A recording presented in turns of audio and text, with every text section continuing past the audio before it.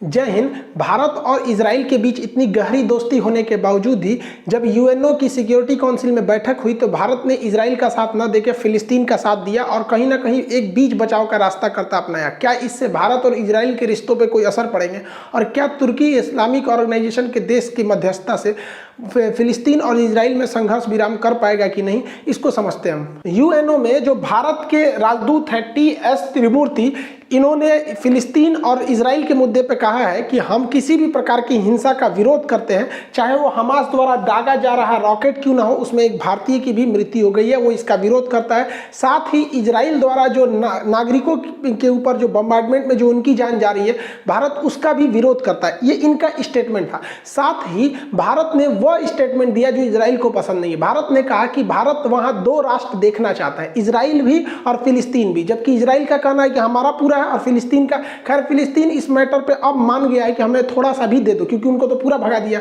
दूसरा, भारत ने कहा कि जो जेरूसलम की पुरानी स्थिति है, यानी यूएनओ के हिसाब से जितना इजराइल ने बाद में ऑक्युपाई किया है, वो पुरानी स्थिति को ही भारत वापस स्थापित करना चाहता है। इस हिसाब से भारत, आप कहेंगे तो फिलिस्तीन के ओर में अपना सुझाव दिया है। इवन मोदी जी के नेतन्याहू के साथ इतनी गहरी दोस्ती अक्सर आप पिक्चर्स इनके देखे होंगे, या फिर मोदी जी जब वहां गए थे तो ये सब काफी गहरी दोस्ती देखने को मिली थी। लेकिन जब तक पीएमओ ऑफिस से इनको फोन नहीं जाएगा, वो ये अपने मन से वहां स्टेटमेंट नहीं दे सकते। और इन्होंने ये नहीं कहा है कि हम फिलिस्तीन का समर्थन करते हैं, इन्होंने स्पष्ट बोला है, वी स्ट्रांगली सपोर्ट फिलिस्तीन। India's strong support to the just Palestinian cause and its unwavering commitment to the two-state solution.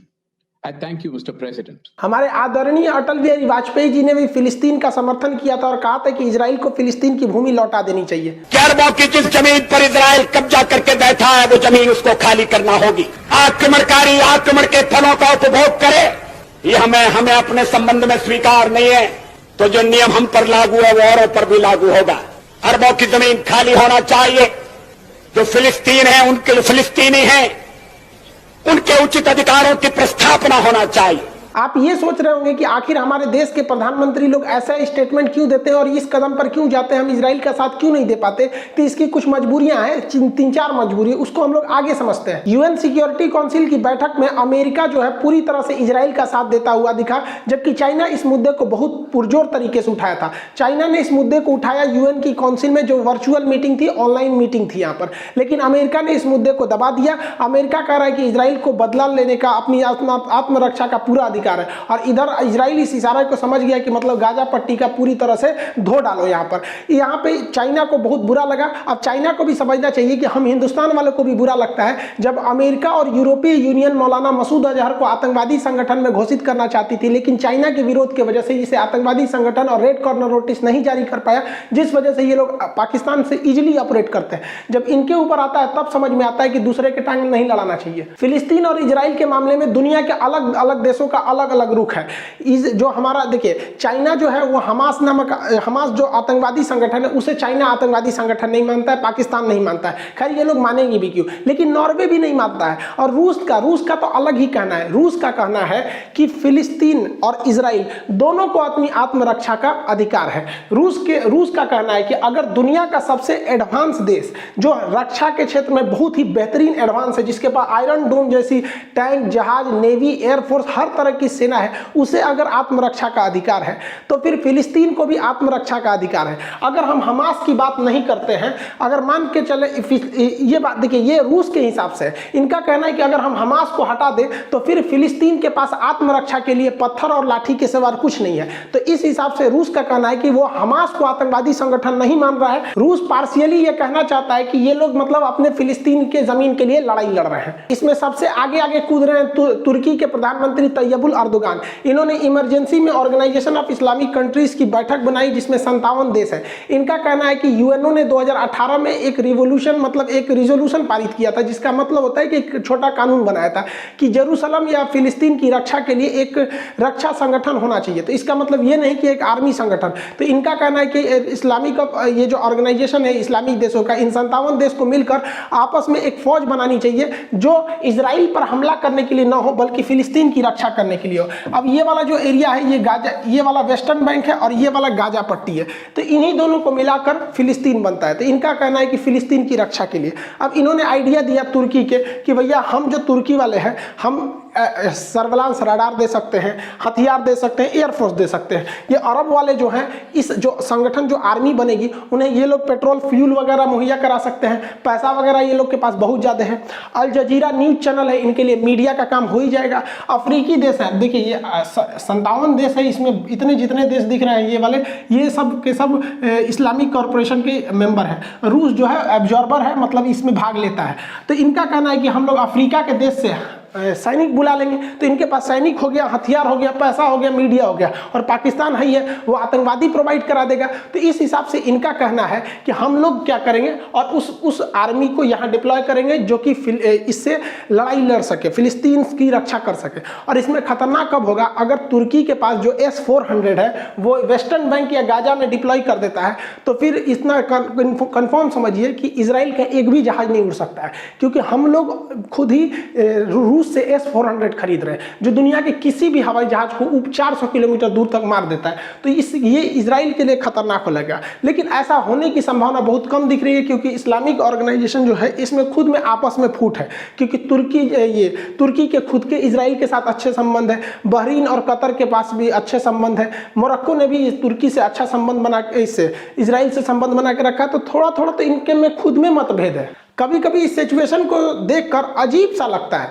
देखिए एक और इजराइल है अकेला देश, इधर पूरा और इस्लामिक ऑर्गेनाइजेशन खड़ी हुई है, इधर केवल एक देश है, इधर 57 देश खड़े हैं सब अकेला उससे, फिर भी इन 57 की हिम्मत नहीं हो रही है। इजराइल की कुल जनसंख्या जो है वो लगभग 90 लाख है, जिसमें 70 लाख के आसपास यहूदी हैं, लेकिन इन 70 लाख से टकराने की हिम्मत 180 करोड़ ये जो इस्लामिक देश के हैं लोग, इन लोग की अभी हिम्मत नहीं हो रही है। देखिए हुआ क्या कि इन यहूदियों ने ना स्कूल की पढ़ाई पर बहुत ज़्यादा ध्यान दिया, जिस वजह से कहते हैं कि शिक्षा उस शेरनी का दूध है जिसने पिया वो दहाड़ा है, और ये लोगों ने शिक्षा को जरूरत नहीं दिया, मदरसे में रह गए लोग यहाँ पर, इस वजह से ये लोग हो गए। तो ये झुंड में आ रहे हैं लोग और वो अकेले चल रहा है, फिर भी इनकी हिम्मत नहीं है लड़ सकने की। ये हम गारंटी देते हैं, कुछ लोगों को जो फिलिस्तीन समर्थक है उन्हें बुरा लगता होगा। और देखिए बात समझिए, इनकी ये क्या सोचते हैं, इनका सोचना है कि पूरा इजराइल को खत्म कर दो, लड़ के इजराइल को मिटा दो। अच्छा भैया आपको अगर मिटाना है तो देखिए, अगर आपको फिलिस्तीन वालों से इतनी ही हमदर्दी है तो भारत से सीखिए। पाकिस्तान में भी अन्य धर्मों पर अत्याचार होता था, जैसे सिख हो गए, जैन हो गए, हिंदू हो गए, पारसी हो गए इत्यादि। तो भारत ने CAA कानून ला दिया कि जो लोग वहाँ से आना चाहते हैं भारत में आ सकते हैं। तो इन लोगों को भी, अगर इस्लामिक कंट्रीज लोगों को बहुत हमदर्दी है फिलिस्तीनियों से, तो आप लोग भी CAA जैसा एक कानून ला दीजिए। वहाँ से जितने फिलिस्तीनी हैं आप कुछ अपने यहाँ रख लीजिए, कोई कतर में रख लीजिए, दुबई में रख लीजिए, बुर्ज खलीफा पे रख दीजिए, आपके पास तो जगह की कमी नहीं है, पैसा की कमी नहीं, रख लीजिए। और यहाँ से जब सारे फिलिस्तीनी चले जाएंगे तो यहाँ केवल आपका दुश्मन बचेगा इजराइल, तो मार दीजिएगा धबाधब मिसाइल, मार पाएंगे नहीं मार पाएंगे, क्योंकि उन्हें पता है कि ये एक अकेला देश इन सब पर भारी पड़ जाएगा, वहां पे नहीं मार सकते हैं यहाँ पर। लेकिन अभी क्या बहाना मारते हैं पता है, ये जानबूझ के चाहते हैं फिलिस्तीनी वहां मराए सब, क्योंकि उनकी आड़ में ये कहेंगे अरे हम इसलिए नहीं मारते हैं क्योंकि हमारे चचो भूजा न रहते हैं, उन्हों को लग जाएगा। देखिए हमें ये दिख रहा है कि एक जमीन की लड़ाई है, लेकिन इसमें सबसे ज्यादा फायदा अगर कोई उठा रहा है तो अमेरिका उठा रहा है। वो तेल को, यहाँ का मिडिल ईस्ट का जितना भी पेट्रोलियम भंडार है उसका पूरी तरह से विदोहन कर रहा है, और इस पेट्रोलियम के आधार पर वो रूस को कमजोर कर रहा है। देखिए रसिया में पेट्रोल पर ही डिपेंड है, रसिया पेट्रोल या फिर हथियार पर डिपेंड है। हथियार के मार्केट में अब रसिया उतना टिका नहीं, तो रसिया सोचता है कि पेट्रोलियम हमारे पास, अगर पेट्रोलियम का दाम बढ़ेगा तो रसिया को फायदा होगा। लेकिन अमेरिका जानता है कि रसिया के पेट्रोल मार्केट को रोकने के लिए मिडिल ईस्ट जरूरी है, इसलिए वो चाहता है कि मिडिल ईस्ट में अगर शांति रहेगी तो यहाँ पर दिक्कत हो जाएगी, इसलिए यहाँ पर अमेरिका कभी भी शांति स्थापित होने ही नहीं देगा। यहाँ पर हमेशा कभी ISIS होगा, कभी इराक, कभी ये, कभी, ताकि तामझाम यहाँ होते रहे। और इन लोगों को कभी भी अमेरिका रूस के फेवर में जाने नहीं देता है, क्योंकि इन्हें अमेरिका डर दिखाता है इजराइल के माध्यम से। इजराइल कहता है कि भैया अभी हम यहाँ इतने छोटे देश दिख रहे हैं, लेकिन ये मेरा ग्रेटर इजराइल का सपना है, यानी मिस्र को भी ले जाएंगे, सऊदी अरब को, कतर को, इराक को, सीरिया को। ये इसलिए दिखाता है ताकि ये देश डरे रहे और डर के मारे अमेरिका की गुलामी करते रहे। जैसे अमेरिका है जी हजूर, यहाँ पे हम राजा हैं, जी हजूर, यहाँ करते रहे। और और अगर ये मिडिल ईस्ट के देश गलती से भी रूस के फेवर में जाते हैं ना, तो अमेरिका को कुछ नहीं करना है। अमेरिका एक बार इशारा कर देगा इजराइल को कि तुमको जितना धोना है धो दो, ये धो धा के जमीन कब्जा कर लेगा। इजराइल ऐसा देश है जिसने कहा है कि अभी मेरा सीमा जो मतलब मेरे देश की बाउंड्री फिक्स नहीं है, ये अभी बढ़ रही है, इसे थोड़ा बढ़ा के यहाँ तक ले आएगा। ये है अमेरिका जिस ISIS को आतंकवादी बोलता था, अमेरिका जिस ISIS के लिए इतना दिन लड़ रहा था, आपने देखा होगा कि वो फुल पावर से अमेरिका नहीं लड़ा, क्योंकि वो खुद चाहता था कि ISIS का मुद्दा लंबा चले, क्योंकि जब तक ISIS आतंकवादी रहेंगे, इन ISIS आतंकवादियों को पैसा कहाँ से आता है? पेट्रोल से आता है। तो ये पेट्रोल को बेचेंगे और सस्ते दाम पर बेचेंगे, तो रूस पेट्रोल जब सस्ता होगा तो रूस की अर्थव्यवस्था गिर जाएगी। देखिए, ये आतंकवादियों को चढ़ाकर इस आतंकवादी की लड़ाई को लंबा करके पेट्रोल का दाम गिरा रहा है ताकि रूस की अर्थव्यवस्था गिर जाए, और बहुत बुरा असर पड़ा है। और अमेरिका की कंपनी खुद इन आतंकवादियों से $8 प्रति बैरल पेट्रोल खरीदती थी, जो कि अगर ओपन मार्केट में देखेंगे तो ₹3.5 प्रति लीटर। हम लोग ससुरा खरीदे लोग ईमानदारी के रास्ता पे ₹100 लीटर पेट्रोल, ससुरा अमेरिका जो क्रूड ऑयल खरीदता है ₹3.5 लीटर खरीद रहा है, इन्हीं आतंकवादियों की कंपनी से खरीद रहा है। वहां की कंपनी आके इसे खरीदती है। अमेरिका यहाँ ₹3.5 प्रति लीटर के हिसाब से पेट्रोल खरीदता है और दुनिया के दूसरे देशों में बेच देता है, और अपने पास इतना ज्यादा ये प्रूवन ऑयल रिजर्व रख दिया, स्ट्रेटेजिक ऑयल रिजर्व रखे हुए हैं, जिसके मदद से अगर कभी भी ये मिडिल ईस्ट के देश या खाड़ी देश जहां पर गल्फ कंट्री है जिनके पास पूरी तरह से पेट्रोलियम रिजर्व है, अगर ये लोग कभी भी पेट्रोलियम की सप्लाई रोकते हैं तो इनके पास इतना ज्यादा स्ट्रेटेजिक पेट्रोलियम है कि इन्हें कोई दिक्कत नहीं आने वाला है। और बहुत ही चालाकी से अमेरिका जो है वो इलेक्ट्रिक कारों पर, जैसे टेस्ला सुने होंगे, या फिर वहां सेल गैस की टेक्नोलॉजी से आगे बढ़ रहा है, जिस वजह से धीरे धीरे अमेरिका इन मिडिल ईस्ट के लोगों के ऊपर से पूरी तरह से अपनी डिपेंडेंसी हटा देगा और इनका पेट्रोल पूरी तरह से चूस लेगा। और हम बताते हैं इनका तेल खत्म तो इनका खेल खत्म। ऐसा नहीं है कि इजराइल और फिलिस्तीन हमेशा से दुश्मन ही रहे थे। 1990 के दशक में ये काफी करीब आ गए थे, और इतना हुआ कि यहाँ के लोगों को नोबेल पुरस्कार तक मिला। देखिए, अगर किसी देश में आपसी संबंध स्थापित करना है, शांति स्थापित करना है, तो केवल पड़ोसी ही कर सकते हैं, क्योंकि पड़ोसी आप नहीं बदल सकते। अटल बिहारी वाजपेयी का कहना था, आप दोस्तों को बदल सकते हैं लेकिन अपने पड़ोसी को नहीं बदल सकते, इसलिए हमें पड़ोसी से अच्छा संबंध बना के रखना चाहिए। अब इजराइल जो है, इजराइल का यहाँ जो पड़ोसी है वो मिस्र है, इंग्लिश में इसे इजिप्ट कहते हैं, मिस्र। तो मिस्र जो था, मिस्र और इजराइल में युद्ध हुआ था। इस युद्ध में इजराइल ने मिस्र के कई भागों पर कब्जा कर लिया था, लेकिन दोनों में शांति स्थापित हुई। इजराइल ने कहा कि हम तुम्हें अब तुम्हारी जमीन लौटा देंगे, बदले में तुम इस बात को स्वीकार करो कि हम भी यहाँ पर एक देश हैं। तो इन दोनों ने स्वीकार किया, और इन समय तक अनवर सादात ये वहाँ के मिस्र के उस समय शासक थे, मतलब इन्हीं के पास सत्ता थी, लेकिन इनको मरवा दिया गया। अभी आप धीरे धीरे समझ जाएंगे कौन मरवा रहा है इनको। सोचिए, जिस इंसान ने शांति स्थापित किया उस इंसान को एसिसिनेट करके प्रधानमंत्री को मरवा दिया गया। उसके बाद देखिए, जो ये वाला जगह है फिलिस्तीन, फिलिस्तीन में एक संगठन है PLO। अब ये संगठन कह रही है कि देखो भैया, इजराइल से कहा कि देखो तुम भी जियो, हमको भी जीने दो, ठीक है, हम जितना में हैं हम ही रह जाते हैं, तुम भी खुश रहो। तो यासिर अराफात जो थे, ये नॉर्वे में बैठक हुआ था, ओस्लो में, नॉर्वे की राजधानी ओस्लो में। तो यासिर अराफात ने इसमें बहुत योगदान किया था। तो फिलिस्तीन के इस नेता की बहुत दुनिया में तारीफ हुई कि अब ये खूनी संघर्ष, मासूमों की जान अब नहीं जाएगी, ना इजराइल से कोई मरेगा ना फिलिस्तीन से कोई मरेगा। देखिए, ऐसा नहीं है कि केवल एक ओर से जान जाती है, इजराइल में भी बहुत लोगों की जान जाती है, लेकिन यासिर अराफात को पोलोनियम नामक जहर देकर मार दिया गया। ये कौन मरवा रहा है अभी आप समझ जाएंगे धीरे धीरे। इसके बाद देखिए, इजराइल के एक प्रधानमंत्री थे जिनका नाम था जितिन रोबिन। इन्होंने बहुत महत्वपूर्ण भूमिका निभाई थी। इन्होंने कहा था कि देखिए, हम इजराइल वाले, हमें रहने के लिए जमीन मिला, हम बहुत खुश हैं। हम ये भी चाहते हैं कि फिलिस्तीन वाले भी खुशी खुशी रहे, तो हम दोनों आपस में समझौता कर लेते कि ये तुम्हारा एरिया, ये हमारा एरिया। उन्होंने एरिया को डिसाइड कर दिया। ये भी इतने बेहतरीन प्रधानमंत्री थे रोबिन, इनको भी मार दिया गया। सोचिए, इजराइल के प्रधानमंत्री जिसके ऊपर एक बम नहीं गिर पाता है, देश का नागरिक सुरक्षित है, उसके प्रधानमंत्री को मार दिया। ये तीनों लोगों को मरवा दिया गया। आप जान के ताज्जुब करेंगे, तीनों को शांति का नोबेल पुरस्कार मिला था। अब कौन मरवाया? देखिए, अगर यहां शांति स्थापित हो गई तो डर खत्म हो जाएगा, लोगों को डर खत्म हो जाएगा, युद्ध नहीं होगा, तो हथियार कौन खरीदेगा? हथियार का मार्केट चौपट होगा। अब आप बताइए, हथियार का सबसे बड़ा व्यापारी कौन है? अब आपको तो समझ में ही आ गया होगा कि लड़ाई असल में पर्दे के सामने चल रही है, जिसे हम और आप देख रहे हैं, और लड़ाई कोई और लगा रहा है। अब होशियार है, समझ सकते हैं लोग। अब भाई कुछ गाइडलाइंस होती है, हम लोग हर बात को खुल के नहीं बता सकते, लेकिन आप समझिए, अंधेरा खत्म तो टॉर्च बंद हो जाएगा बिकना। उसी तरह अगर युद्ध खत्म तो हथियार के सौदागर लोग का व्यापार चौपट हो जाएगा। इतने बेहतर बेहतरीन लोगों को, अब सोचिए इतने पास आ गए थे ये दो दोस्त, जब आपस में ये गले मिलते थे, यहाँ के लोग वहाँ जाते थे यहाँ, लेकिन धीरे धीरे इसमें नफरत घुलता गया और आज स्थिति ऐसी आ गई है कि अब इजराइल और फिलिस्तीन में दूर दूर तक कभी दोस्ती की उम्मीद नहीं दिख रही है। देखिए, इजराइल ने हमारा हमेशा साथ दिया है। कारगिल की लड़ाई में जब जीपीएस टेक्नोलॉजी बंद कर दी गई थी तो हाई प्रेसिशन गाइडेड मिसाइल जो हमें भारत को इजराइल ने ही सप्लाई दिया था। इजराइल ने ही अपना हेरॉन ड्रोन दिया है। इजराइल हमें कई टाइप के स्पाइक बॉम्ब वगैरह को प्रोवाइड करता है। हमारे रडार सिस्टम को बनाने में इजराइल बहुत मदद करता है, खास करके डिफेंस सेक्टर में इजराइल बहुत मदद करता है। लेकिन ऐसा नहीं है कि इजराइल अगर मदद नहीं करता तो हम कारगिल लड़ाई नहीं जीत सकते थे, या इजराइल से बड़ा हमारा साथी नहीं है। हाँ, इजराइल जरूर है कि वो इस युद्ध के माहौल में भी भारत की मदद कर रहा है, लेकिन कारगिल की लड़ाई में उसने बहुत मदद किया था जिसे हम नहीं भूल सकते। लेकिन हमारे अन्य भी दोस्त हैं, जैसे फ्रांस है, रूस है, अमेरिका ने भी बहुत इस हद तक साथ दिया। लेकिन ऐसी हमारी क्या मजबूरी बन रही है जो हम चाह के भी इजराइल का साथ नहीं दे सकते? इसको समझिए। देखिए, हमें जेनेवा कन्वेंशन को भी फॉलो करना है, इंटरनेशनल कोर्ट को भी देखना है, यूएन को भी देखना है। अब कई लोगों में क्या होता है ना, इजराइल फिलिस्तीन में झगड़ा हो रहा है ना, बस इन्हीं दो दोस्त को देख रहे हैं कि ना हम इजराइल के साथ कुछ कर रहे हैं, हम फिलिस्तीन के साथ जो इन साथ कर रहे हैं, हम यहाँ हैं, हम यहाँ हैं। उनको ये नहीं समझ में आ रहा है कि भैया इसके अलावे भी दुनिया में अन्य देश हैं, डिप्लोमेटिक कूटनीतिक असर पड़ता है इसका भी। तो देखिए, इजराइल के साथ हम क्यों नहीं दे सकते? क्योंकि इजराइल वहां पर था नहीं, पहले फिलिस्तीन था, वहां यहूदी लोग रहते थे। देखिए, यहूदी लोग के रहने का मतलब ये नहीं कि वहां देश हो जाएगा। इसका मतलब ये नहीं, कहीं भारतीय रहते हैं तो ऐसा नहीं कह सकते कि उस जगह को आप हिंदुस्तान घोषित कर देंगे। वहां यहूदी रहते थे। एक्चुअली में यहूदियों को ही नहीं पता था कि उनका देश कोई इजराइल हो सकता है। उन्होंने तो 48 में इसका कंसेप्ट लेके आए। जैसे पाकिस्तान कोई देश था क्या? नहीं था।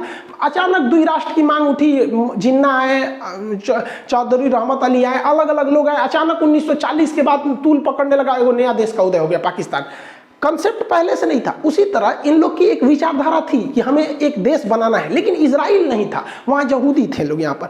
तो एक्चुअली में बाई पेपर अगर देखेंगे तो फिलिस्तीन तो यहाँ पे पेपर के हिसाब से था। तो अगर हम इसको मान लेते हैं कि नहीं, फिलिस्तीन की कब्जा की गई जमीन पर इजराइल का अधिकार है, तो इंटरनेशनल कोर्ट में हम फंस जाएंगे। और फंसाएगा ये हमारा ये चचा, कहेगा कि जब कब्जा किया जमीन इजराइल का हो सकता है तो पीओके कब्जा किया हुआ पाकिस्तान का है, तो ये हमारा हो गया। तो चाइना उधर से कहेगा कि अक्साई चीन हमारा है, हमारा हो गया। तो भारत के कुल क्षेत्र, कश्मीर का 10% अक्साई चीन है, 30% पीओके है। अब इंटरनेशनल कोर्ट में हम लोग फंस जाएंगे लोग। इस हिसाब से अगर हमने समर्थन कर दिया इजराइल का, तो जिंदगी में कभी भी हम लोग तिब्बत का समर्थन नहीं कर पाएंगे, क्योंकि फिर इंटरनेशनल कोर्ट और जेनेवा वगैरह कन्वेंशन में हम लोग को चाइना फंसा देगा। कहेगा कि जब इजराइल ने कब्जा किया तो आपने उसका समर्थन किया क्योंकि वो आपका दोस्त था, और जब हमने तिब्बत पर कब्जा किया 1959 में तो आप हमारा क्यों विरोध कर रहे हैं? इसका मतलब आप फायदा देख के विरोध कर रहे हैं और घाटा देख के कर रहे हैं। आपका अपना कोई सिद्धांत नहीं है, तो हम इस हिसाब से फंस जाएंगे। इसके अलावा चाइना जो है वो दक्षिणी चीन सागर पर कब्जा करना चाहता है, तो भारत कभी भी इसका विरोध नहीं कर पाएगा इंटरनेशनल कोर्ट में, क्योंकि भारत खुद इजराइल का अगर समर्थन कर देता है कब्जा किए गए जमीन पर, तो हम वहां पे फंस जाएंगे। दक्षिणी चीन सागर पूरी तरह से ले जाएगा, और यहां भी जमीन की लड़ाई नहीं, दक्षिणी चीन सागर के अंदर बहुत बड़े मात्रा में पेट्रोलियम है, और यहां पर चाइना जो है वो एक बहुत ही पुराना नक्शा को फॉलो करता है जिसका नाम है 9 डैश लाइन। तो चाइना कहता है 9 डैश लाइन के अंदर के सारे द्वीप हमारे हैं। तो यहां चाइना को बहुत फायदा हो जाएगा भारत के स्टैंड की वजह से, और जापान नाराज हो जाएगा हमसे, क्योंकि इन द्वीपों पर जापान का भी इधर से विवाद चलता है। तो चाइना और ऑटोमेटिक कर लेगा। अब भारत को जापान बुलाएगा तो भारत वहां पे भी फंस चुका रहेगा। सबसे बड़ा मुद्दा जो हम इजराइल का साथ नहीं देते हैं वो है यूएनओ। यूएनओ में हमें सुरक्षा परिषद में अस्थायी सदस्यता चाहिए, ताकि हमें भी वीटो पावर मिल सके। चाइना, अमेरिका, फ्रांस, ब्रिटेन, रूस की तरह जिन्हें 5 देशों के पास अस्थायी सदस्य हैं, जिन्हें वीटो पावर है कि वो किसी भी प्रस्ताव को रोक सकते हैं, हमारे पास नहीं है। तो हम ये प्रस्ताव को चाहते हैं, लेकिन ये हमें कब मिलेगा? जब यूएनओ के 193 देश में से 2/3 लोग हमारे साथ हो। 2/3 का मतलब कम से कम 130 लोग हमारे साथ हो सकते हैं। अब देखिए, हमें इन 130 लोगों का समर्थन जुटाना है। तो अगर हम इजराइल को खुश रखेंगे तो हमसे जो इस्लामिक कॉरपोरेशन के 57 देश है वो हमसे खिलाफ निकल जाएंगे। तो 193 में से अगर 57 निकल गए तो टोटल बच गए सब 136, क्योंकि अगर ये OIC वाले अगर अलग हो गए तो केवल बच गए 136। तो क्या लगता है कि दुनिया के 136 देश में से 130 हमको दे ही देंगे सब? तो यही सबसे बड़ी समस्या है। लेकिन भारत इन सारी चीज़ों को इजराइल को समझाता है कि देख भैया, हमसे तुम्हारी कोई दुश्मनी नहीं है। भारत के लोग इजराइल को फेवर करते हैं, सेना इजराइल का बहुत हथियार यूज करती है, हमारी विदेश नीतियाँ होती है, लेकिन हमने हर एक बात इजराइल के सामने अवगत कराया है कि भैया हम कूटनीतिक रूप से फंसे हुए हैं, हम डायरेक्टली खुल के तुम्हारा साथ नहीं दे सकते। और भी बहुत से वजह है। व्यापार को देखिए, अगर हम इजराइल के व्यापार को देखें, ओवरऑल देखना चाहिए रिलेशन। ऐसा नहीं है कि इजराइल नहीं हमें सब कुछ हथियार दिया है, भैया इजराइल से ज़्यादा हमारे लिए फ्रांस ने रफाल दिया है, रूस ने दिया है, ऐसा नहीं। अभी अमेरिका उससे ज़्यादा भी हमारे पास आ रहा है। लेकिन अगर आप व्यापार देखेंगे तो इजराइल के साथ इंडिया का टोटल व्यापार का केवल 1% व्यापार होता है, जबकि अरब देशों के साथ हमारा 18% का होता है। तो 1% को खुश रखने के लिए हम 18% गंवा दें, ऐसा तो कोई बेवकूफ़ी भारत में अभी के वक्त में कोई करने वाला नहीं है। इजराइल से हमें हथियार मिलते हैं, जरूरी है, बात अलग है, हमें कहीं और से भी मिल सकते हैं। ऐसा नहीं कि इजराइल हमें हथियार नहीं देगा, इजराइल भी हमारी मजबूरी समझता है। लेकिन अगर अरब देश को देखेंगे तो फिर पेट्रोलियम हमारा चल जाएगा, व्यापार चल जाएगा चौपट, क्योंकि उनको कुछ बनाने आता नहीं है, सीधे भारत से खरीदते हैं। साथ ही हम लोग को वहाँ पे 55 लाख लोगों को वहाँ पे रोजगार मिला है, प्रत्यक्ष अप्रत्यक्ष रूप से। तो इतनी बड़ी चीज़ों को हम दाव पे नहीं लगाएंगे, इसलिए भारत खुलकर इजराइल के साथ नहीं आ रहा है। एक और स्ट्रेटेजिक महत्व है कि भारत अगर मुस्लिम देशों के साथ अच्छा संबंध बना के रखता है तो मुस्लिम देश इस बवासीर का साथ नहीं देते हैं। अक्सर अभी आप देखे होंगे कि अरब वगैरह देश ने इनको लोन नहीं दिया, लोन का पैसा वापस मांगने लगा है। तो ये भारत का दबाव है जो काम कर रहा है, वरना ये लोग अगर पाकिस्तान के फेवर में चले जाएंगे तो इनको संजीवनी बूटी मिल जाएगा, क्योंकि ये अगर कचड़ा भी दे दे तो इनके लिए वो जन्नत हो जाएगा। ये लोग अपना डेवलपमेंट कर जाएगा और पाकिस्तान की फौज को हथियार मिल जाएगा उन्हीं पैसों से। तो हमारे दबाव की वजह से हम लोग इन इस्लामिक ऑर्गेनाइजेशन के जो देश हैं इन्हें हम कहते हैं कि हम आपके साथ खड़े हैं फिलिस्तीन के मुद्दे पर, लेकिन आप भी हमारे आंतरिक मामले को। तो ये लोग भी कहते हैं कि जब भारत कश्मीर के मुद्दे पे आप देखिए इन्होंने सीधे पल्ला झाड़ दिया। ये तो गया था यहाँ का प्रधानमंत्री गए थे वहाँ तो पानी उन्हीं के लिए भी नहीं पूछे थे इनको। साथ ही हमें अपने पड़ोसी देश चाइना को भी देखना है। चाइना क्या चाहता है? चाइना चाह रहा है कि वो अपने यहाँ वीगर मुसलमानों पर जुल्म करता है। तो इस वजह से एशिया में जो मुस्लिम देश हैं वो भारत को एक अच्छे नज़र से देखते हैं। तो चाइना इस चीज़ को सुधार करने के लिए मुस्लिम देशों को खुश करना चाहता है और इसी को खुश करने के लिए वो इजराइल पर दबाव बना रहा है, जबकि दुनिया के किसी का भी दबाव इजराइल पर काम नहीं करेगा। तो भारत को चाइना को भी काउंटर करना है, क्योंकि चाइना जो है वीगर मुसलमानों पर जुल्म करता है, अमेरिका वो मुद्दा उठा देता है। अभी क्या है कि अमेरिका के इशारे पर फिलिस्तीन में जुल्म हो रहा है तो चाइना ये मुद्दा उठा रहा है। तो भैया ऐसा ना हो कि इजराइल के चक्कर में चाइना जो है मुस्लिम देशों के साथ हीरो बन जाए, तो फिर हम लोग तो एशिया में पीछे रह जाएंगे। रही बात इजराइल की समर्थन करने की, तो हम इजराइल का समर्थन करें कैसे? उसको समर्थन की जरूरत है हमारे, किस चीज़ में हम इजराइल से आगे हैं? थोड़ा सा आप खुद से सोच के देखिए। क्या हमारी वैक्सीनेशन इजराइल से पहले, सबसे पहले कोरोना फ्री हो गया? क्या हम टेक्नोलॉजी के मामले में इजराइल से आगे हैं, जो उसको टेक्नोलॉजी देंगे लो ले लो यहाँ पे? क्या हम लोग तो इजराइल के यहाँ से कृषि सीख क्या है? ड्रॉप फार्मिंग, जैविक खेती। क्या हमारे पास आयरन डोम है? हमारे पास बहुत उन्नत किस्म के जहाज है। हम इजराइल को चाह के भी क्या दे सकते हैं आप बताइए? खूब से खूब देंगे तो मंच से बोल देंगे मोदी जी हम इजराइल के साथ हैं। इसका कितना बड़ा कीमत चुकाना पड़ गया आपको बता दिए।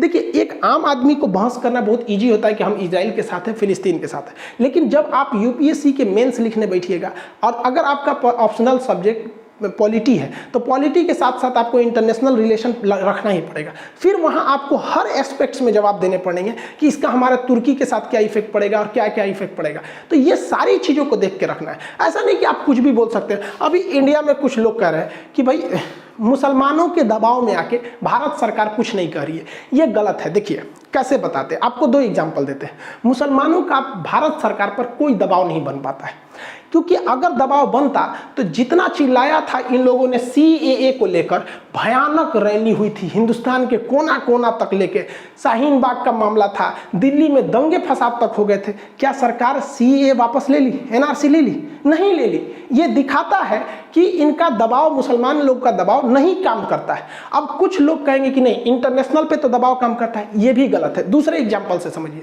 इजराइल का जो वर्तमान विवाद चल रहा है ये विवाद जमीन के लिए है, मेनली धर्म के लिए नहीं है। इसे जानबूझ के धर्म से जोड़ा जा रहा है, जबकि वो केवल जमीन की लड़ाई। लेकिन जो फ्रांस के साथ हो रहा है वो तो केवल और केवल धार्मिक मामला है कि मोहम्मद साहब के जो कार्टून बनाया उस वजह से पूरा दुनिया फ्रांस, मुस्लिम देश फ्रांस के खिलाफ हो गए। तो उस समय अगर भारत पे अगर कोई ये कह रहा है कि नहीं भारत मुसलमानों के दबाव में आ गया, तो उस समय अगर दबाव में आया तो उस समय भी अभी भी दबाव है। लेकिन भारत सरकार ने वहां पर फोन तक किया फ्रांस को कि हम आपके साथ खड़े हैं। काउंटर पार्ट यहाँ पे रक्षा मंत्री से लेकर सबकी बात हुई, तो यहाँ कहाँ इनका दबाव काम किया? वहाँ इजराइल के साथ किसी का दबाव नहीं है। और ऐसा हो ही नहीं सकता है कि भारत में कोई जाति, कोई धर्म विशेष के लोग हमारी विदेश नीतियों को इस तरह से प्रभावित कर देंगे। ये ऐसे अब भाई अब जहाँ कुछ बोलने का मन कर रहा है तो कुछ बोल दीजिए, वो अलग मैटर होता है। लेकिन एक डिप्लोमेटिक तरीके से जिसे विश्व पर आपको पटल पर रखना है, एक तो पढ़ा लिखा लोग का आंसर थोड़ा अलग होना चाहिए। आप फिलिस्तीनियों की भावना को समझिए, उनके साथ क्या बीत रहा है। वो 100% पे थे 1947 से पहले, अभी 12% से भी नीचे घट गए हैं। ये जो दांत चियार रही है ना, ये बहुत खतरनाक है बुढ़िया। इस ससुरी सब क्या क्या लंदन में बैठ के करते हैं सर, आप थोड़ा समझिए। हम अखंड भारत थे, म्यांमार से शुरू होकर अफगानिस्तान तक जाते थे। इन लोगों ने जो बहुत होशियार बन रहा है सर, अभी तो इंग्लैंड का नाम ही नहीं आ रहा है, शांति से बैठा है लंदन ब्रिज पे बैठ के सोच रहा समुंदर के किनारे, क्या क्या तांडव मचा के गए सर। पूरी एशिया की बर्बादी इन्हीं सब की देन है। 1876 में अफगानिस्तान अलग कर दिए सब हमसे, 1904 में नेपाल तोड़ दिया सब, 1906 में भूटान तोड़ दिया सब, 1907 में तिब्बत तोड़ दिया सब। शंकर जी का जो कैलाश पर्वत मानसरोवर चल गया, तिब्बत में चाइना कब्जा कर लिया। का शंकर जी उधर थोड़े थे, हमारे अखंड भारत में थे वहाँ पे। 1935 में श्रीलंका तोड़ दिया सब, 35 के नियम के तहत ही 37 में म्यांमार को तोड़ दिया सब, 47 में पाकिस्तान चल गया, 1972 में बांग्लादेश हो गया। हम लोग सिमट के रह गई है। तो जो सेंटिमेंट्स हमारे साथ है वही इनके साथ है। हम हिंदुस्तानी नहीं चाहते हैं कि हमारा अखंड भारत हो जाए, तो वही है। इस ससुरे लोग पर्दा के पीछे देखिए, इन लोग का एक ही उद्देश्य है, दुनिया में अशांति रहो। जब तक मार होगा तब तक दबंग लोग की बहुत भलाई होगी। इन लोग का हथियार बिकेगा, आपस में लड़ा जड़ा के एगो कहेगा कि तू अमेरिका के फेवर में चल जाएगा, ब्रिटेन के फेवर में चल जाएगा, दोनों में बंदरबाट हो जाएगा। यहाँ फिलिस्तीन की भी बहुत बड़ी गलती है। देखिए, फिलिस्तीन वाले लोगों ने अपनी जमीन यहूदियों को बेची थी, तो भैया जब बेचे थे तो अभी का लात नहीं खाओगे वहाँ पे। दूसरा हमास जो है इंटरनेशनल, देखिए इजराइल कभी भी डायरेक्ट हमला नहीं करेगा, लेकिन इजराइल बहुत होशियार है। ऐसा जगह पहुंचेगा कि आप उद्विदा का हमला करेंगे, जहां हमला करेंगे हमास, तो ऐसा पहुंचेगा कि पानी नहीं मांगेंगे। देख रहे हैं ना, दौड़ा दौड़ा मार रहा है। अल जजीरा का बिल्डिंग उड़ा दिया, वहां पे तो एक होटल था उसको उड़ा दिया, वहां पे बड़े बड़े बिल्डिंग्स को तहस नहस कर दिया। और ये अच्छे से मारता है, डर पैदा कर करके मारता है। इसका काम क्या है, आपको उकसाएगा, यहाँ पर फिलिस्तीन के लोगों को उकसाएगा, और हमला करने से पहले ना बोल देता है कि हम 2 घंटा बाद हमला करेंगे। अब जरा आप अपने दिमाग से सोचिए, अगर कह दीजिएगा कि हम इस बिल्डिंग में 2 घंटे बाद हमला करेंगे, बाकी लोग खाली हो जाओ, तो क्या हमास के आतंकवादी बैठेंगे सर? अरे यार तुम लोग जाओ, लोग हमको मरने दो, 2 घंटा बाद मिसाइल गिरे। अरे वो भी भाग जाते हैं, सब भाग जाते हैं सब। खुद अमेरिका और इजराइल चाहते हैं कि ये मामला लंबा चले ताकि अरब देश हमसे दहशत में रहे यहाँ पे। लेकिन इन लोग को क्या समझ में आता है? इन लोगों ने जो यूएनओ की बात को इग्नोर किया था, यूएनओ इन लोग को यहाँ पर ज़मीन दिया था 1947 में, इन लोग को ज़मीन दिया था, लेकिन इन लोग को लगा कि ना हमारा पूरा फिलिस्तीन चाहिए, ले लो पूरा फिलिस्तीनियों से भगा देगा। कुछ लोग कह रहे हैं कि फिलिस्तीन पर जुल्म हो रहा है, इंसानियत कहाँ गई? भैया इंसानियत अफगानिस्तान में कहाँ गई थी, जहाँ महात्मा बुद्ध की इतनी बड़ी मूर्ति को तोड़कर तालिबान वालों ने खाली कर दिया था, वहाँ इंसानियत नहीं दिखा था। लोग कह रहे हैं कि इजराइल के हमले में मासूम लोगों की भी जान जा रही है। 9/11 का जब हमला अमेरिका में हुआ था ना, तो इस बिल्डिंग में ड्यूटी कर रहे बेचारे लोगों की कोई गलती नहीं थी, उन लोगों की भी यहाँ पे कोई गलती नहीं थी। और जो लोग कहते हैं मासूम जल रहे हैं, जब हमास रॉकेट मारता है ना, तो उसके रॉकेट में कोई गाइडेंस सिस्टम नहीं रहता है, कहाँ जाके गिरेगा ये हमास को भी नहीं पता है। और अगर आयरन डोम इजराइल के पास नहीं रहता ना, तो इजराइल आज के समय में उसकी जनसंख्या आधी कर दिए रहते सब ये हमास वाले। तो अजीब बात करते हैं, युद्ध में इंसानियत देखेंगे। बहुत इंसानियत देखना है तो बोलिए ना अजरबैजान को कि नागोर्नो कराबाख से वापस आ जाए। अभी हाथ छोड़िए ना, नागोर्नो कराबाख को जीतने के बाद अभी और ये आर्मेनिया का जगह कब्जा कर लिया है, तो यहाँ तो नहीं बोल सकते हैं क्योंकि अजरबैजान आपके ग्रुप का है। तो आप एक स्टैंड पे रहिए। अगर इंसानियत देखना है तो केवल फिलिस्तीन में नहीं, पूरी दुनिया में देखिए, और नहीं देखना है तो फिर आप भी कुछ आइए। और इजराइल जो है विरोधी लोग को तो उठने ही नहीं देता है। फिलिस्तीन का 2 हिस्सा, यहाँ पर जो है गाजा पट्टी, ये है वेस्टर्न बैंक। वेस्टर्न बैंक में तो शांति रहती है, यहाँ युद्ध वगैरह नहीं होता, ये लोग शांतिपूर्ण तरीके से मतलब पॉलिटिकली मांग करते हैं। यहाँ पर हमास है, बहुत खतरनाक आतंकवादी संगठन है। और सीरिया में यहाँ गोलान की पहाड़ियाँ हैं। इस सीरिया की इस गोलान पहाड़ी के पास पैलेस्टीनियन इस्लामिक जिहाद नाम का एक आतंकवादी संगठन, इस ससुरा आजकल इधर से बम मार रहा था, और ये हमास वाले इधर से मार रहे थे सर। इजराइल को ये सब खिलौना समझा था सर। इजराइल मारा इसको भी उधिया दिया, और इजराइल मारा इसको भी उधिया दिया। इजराइल ने दोनों ओर से उधिया के साफ कर दिया। अब बेंयामीन नेतन्याहू कह रहे हैं कि अभी ये धोआई अभी लंबा चलने वाला है। अब भाई फिलिस्तीन और इजराइल का मामला समझ में आ गया। इसमें मेन समस्या ये है कि फिलिस्तीन में जो लोग मार करना चाहते हैं उनका कहना है कि पूरा इजराइल मिटा के हम फिलिस्तीन लेंगे, जो भी गलत बात है। और इजराइल में भी जो बहुत ज़्यादा मतलब उग्र विचारधारा के लोग हैं, उनका कहना है कि नहीं पूरा फिलिस्तीन मिटा के हम पूरा इजराइल बनाएंगे। दोनों गलत है। भारत की जो प्रस्ताव है वो सही है कि हम 2 राष्ट्रों की मांग करते हैं। हमारे मोदी जी भी ऐसे बेवकूफ़ नहीं है जो ऐसे कह देंगे इजराइल का साथ छोड़ देंगे। तो आप समझिए, हमारी सरकार जो डिसीजन लेती है सोच समझ के लेती है। आप समझे होंगे कि हमारी क्या क्या मजबूरी है। हम अपनी 10 घाटा सह के किसी एक को नहीं खुश रख सकते। देहात में कहावत कहा जाता है, गज पाने के चक्कर में पूरा थान नहीं खो देना चाहिए। आपको कभी भी नज़दीक के फायदा को नहीं देखना चाहिए, बल्कि दूर के घाटे से अवगत होना चाहिए। तो भारत सरकार इजराइल को खुश करके नज़दीक का फायदा नहीं देख रही है, बल्कि दूर का घाटा से अवगत हो रही है। आप पढ़े लिखे हैं, पढ़े लिखे की तरह सोचिए। आई होप आप इसे समझे होंगे। हमारा तो माथा चकरा गया ससुरा समझाते समझाते, क्या बताएंगे। मिलेंगे नेक्स्ट क्लास में। जय हिंद।